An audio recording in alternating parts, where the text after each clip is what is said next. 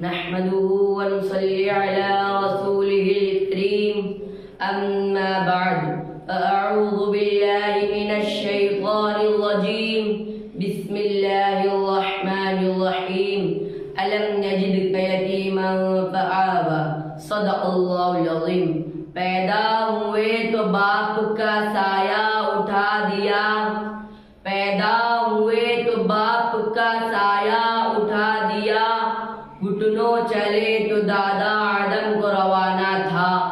چلنے لگے تو مادر و عم ہو گئے جدا،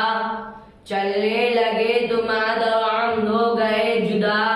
ہر ایک سایہ سر سے یوں اٹھتا چلا گیا، سائے پسند آئے نہ پروردگار کو، سائے پسند آئے نہ پروردگار کو،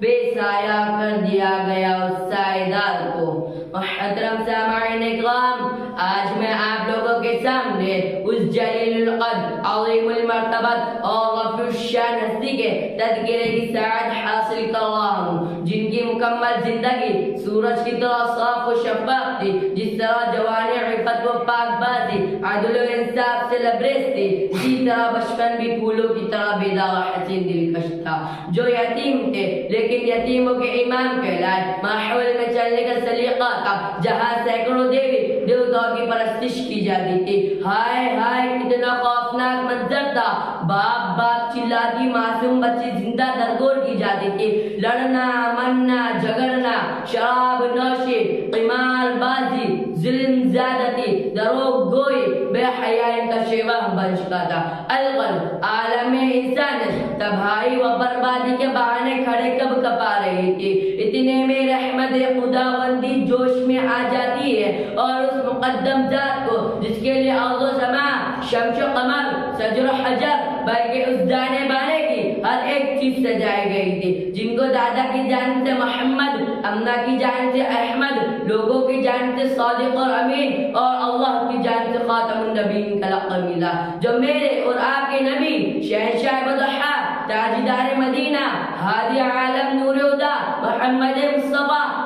مصطفیٰ صلی اللہ علیہ وسلم کے سر پر نبوت کا تاج پہنا کر مبعوث کیا. لیکن ان پرقدر حالات کے باوجود بھی قربان جائے آمنہ کے لال، عبداللہ کے لخت جگر، عبد المطلب کے نور نظر، جن کی بے عدد بے مثال، جن کی رسالت بے مثال، جن کا مقام نرالا، جن کی شان بڑی نرالی تھی، جن کی آمد پر لاکھ سلام، جن کی ولادت پر بھی لاکھ سلام. شاعر کہتا ہے، ہو لاکھ سلام اس آقا پر دل لاکھوں جس نے جوڑ دیے، ہو لاکھ سلام اس آقا پر دل لاکھوں جس نے جوڑ دیے، دنیا کو دیا پیغام سکون انسانوں کے رخ موڑ دیے. ایک محسن عالم نے انسان کو کیا کیا نہ دیا ہے عالم نے، ایک محسن عالم نے انسان کو کیا کیا نہ دیا ہے عالم نے،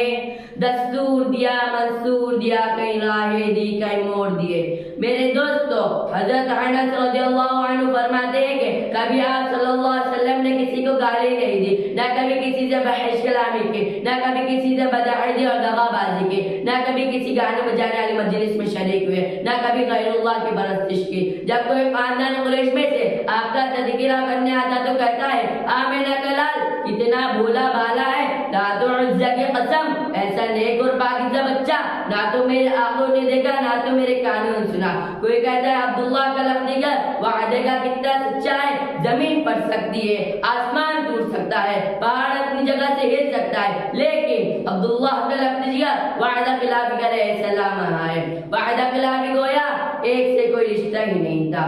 ملا ہے آمنہ کو فضل باری سے یتیم ایسا، ملا ہے آمنہ کو فضل باری سے یتیم ایسا،